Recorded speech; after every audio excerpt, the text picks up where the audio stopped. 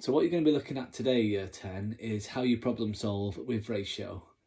Now, the difficult thing about problem solving is they require lots of different skills. But what you've got to remember about problem solving is you're generally only going to test the skills that you already know. So you've got to think about how you can apply the skills you know to the problem in hand.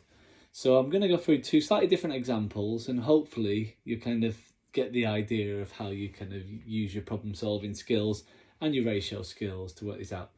So the first problem then says Dave and Sally win £15 at a raffle. They share it in the ratio of 3-2. How much more does Dave receive? So it's all about sharing the money out first of all. And so we know that when we're sharing out, we use our acronym ADAM. An acronym ADAM tells us that we're going to add them first of all, the two ratios. So 3 add 2 makes 5. The next thing we're going to do, the D is for divide. So that's 15 divided by 5 is 3. And that tells me how many parts. So the and, the multiply, means we're going to use our ratio 3-2. And we're going to times each of these by 3, which gives me 9-6.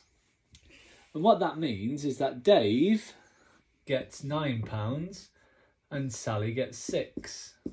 So we've done the sharing out bit, but the question actually says how much more money does Dave receive? If Dave gets £9 and Sally gets 6, that means that Dave gets £3 more.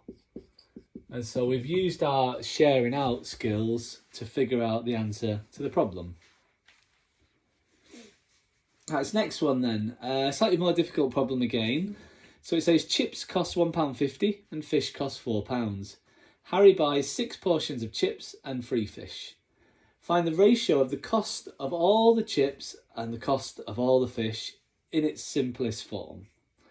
So first of all, we need to work out how much he spends on each of them amounts. And so if he's buying 6 portions of chips and they're each going to cost £1.50, then to do the chips, we're going to have to do 6 times £1.50. And 6 times £1.50 is £9. So that's how much is spent on chips by Harry. The next part then, we're going to have to do the same sort of calculation for fish.